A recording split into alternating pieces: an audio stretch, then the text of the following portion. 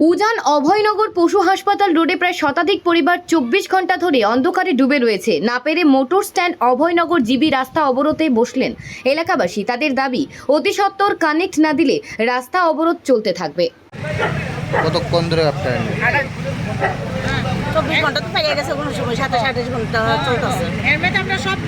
এদিকে আমার বাড়ির মধ্যে ব্রেন স্ট্রোকের রুগী আছে, তারা বাড়ির মধ্যে স্ট্রোকের রুগী আছে, স্যালাইন দিতে পারতেছে না, তারপরে অক্সিজেন দিতে পারতেছে না, মানে প্রচুর অসুবিধা হইতেছে।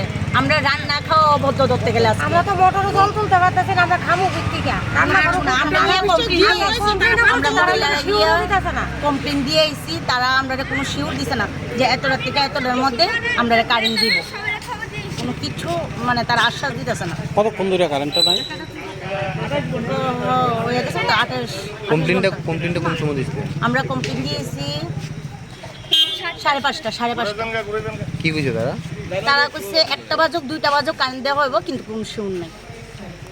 এটা কোন জায়গা থেকে আশেপাশে কিন্তু আমি কত তারা কইছি, আমার বাড়ির পাশের বাড়ির কারেন্ট আছে, বাজারে কারেন্ট আছে, নিচের বাজারে আছে, উপর বাজারে আছে, সবখানে কারেন্ট আছে, কিন্তু আমরা এই রোডটার মধ্যে কিন্তু ব্যাটারির মধ্যেও কারেন্ট আছে।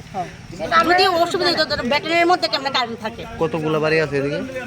500 তো হইব। 500 তো হইব। কি বিষয়ে কারেন্টটা নাই কিছু কইছে বা আপনারা কিছু কিচ্ছু কইছে না, তারা আমরা কোনো কথাই কইছে না। শুধু আমার কাছে হাত জোড়া করছে, করে কইছে দিদি আমরা বাড়ি যান, যে কারেন্ট কোন সময় দেবে কোনো শিওর নাই। আমি কইছি যদি একটার মধ্যে যদি কারেন্ট না আয় আমরা মহিলারা আবার আসবো। তারা বলছে আমরা সাংবাদিক ক্লান্ত হয়ে গেছে কাজ করতে করতে। এদিকে কোনো গাছটা ভেঙে পড়ছে না কিচ্ছু হবে না এদিকে। কোনো কিন্তু তারা কিন্তু চেকও করছে না যে এই জায়গাটা কি প্রাকৃতিক দুর্যোগ হয়েছে, ঠিক আছে, তবে আমরা জানি, কিন্তু এরপর সব ঠিকঠাক হয়ে গেছে। আমরা এই এলাকার মেয়ে লোক যা আছে এটা টাওয়ার হাউসে যাওয়া হয়েছে জাস্ট এটা কারেন্টটা দেওয়ার জন্য, সব দিয়ে কারেন্ট আছে, কিন্তু এরা বলছে আমরা বলে পারবো না, আমরা ক্লান্ত হয়ে গেছি। সব দিয়ে তো কারেন্ট দেওয়া হয়েছে, সব দিয়ে কারেন্ট, কিন্তু এই জায়গাতে কারেন্ট, এদিকে অনেক রুগী আছে, একজনের ডায়ালিসিস রুগী আছে, মাস্ক দেওয়ার লাগে বা উস্কে দেওয়ার লাগে, যেমন শ্বাসকষ্ট সাংঘাতিক। আসুন তো আমরা এলাকাবাসী বাধ্য হইয়া এর উপরে বাধ্য হইয়া আমরা এখানে এসেছি, কিছু করার নাই। অনেক কিছু আমাদের ইলেকট্রিক মনে করে না, কথা হচ্ছে আসছি তো পারবো না, দিচ্ছি না, দেবো না, আমরা ক্লান্ত হয়ে গেছি সারাদিন কাজ করতে করতে।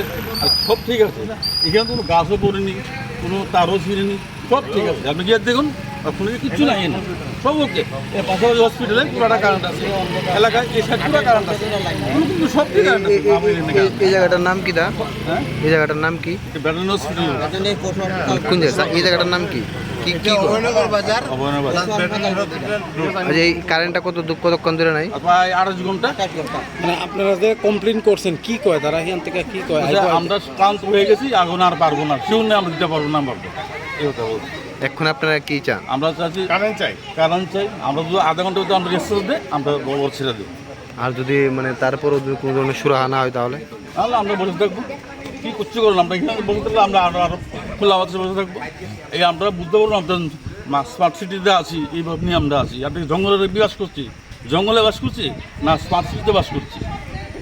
আমরা তো ভাবছি যে আমরা তো স্মার্ট সিটিতে আছি, হ্যাঁ হ্যাঁ, বাজেট স্মার্ট সিটি বলে তো মানে এটা তো আপনারা বুঝতেই পারছেন। কালকে যখন বাতাস তুফান ছিল আমরা মেনে নিছি, ঠিক আছে, আমরা মেনে নিছি, কিন্তু ঠিক আছে হতেই পারে। আজকে তো আবহাওয়া সব ঠিক, সুস্থ আবহাওয়া সব দিয়ে কারণ চলে যাচ্ছে, আমি এনে কেন আজকের দিনে আমরা 10 ঘন্টা টাইম দেওয়া হয়েছে, 10 ঘন্টা টাইম দেওয়া হয়েছে, এখানে কেন আসেনি? 10 ঘন্টা টাইম দেওয়া হয়েছে আমাদের এখানে কেন আসেনি? এর মধ্যে আমার